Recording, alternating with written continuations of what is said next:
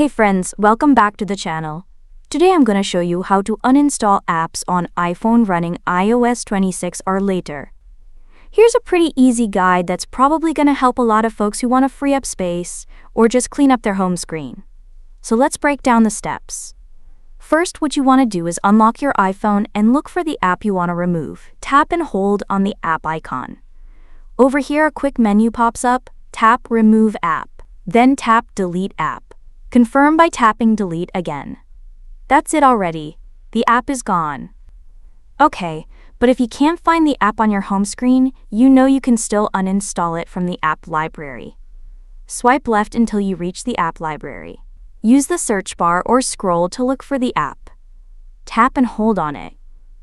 Tap Delete App. Confirm, delete. Oh great, now it's removed. Anyways, another bright and smart way is to go through Settings. Open Settings. Tap General. Tap iPhone Storage. Wait a bit until the apps load. Scroll down and look for the app you want to uninstall. Tap on it.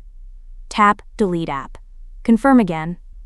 Basically, this is the adequate way if you gotta remove apps that are hidden or not on your home screen.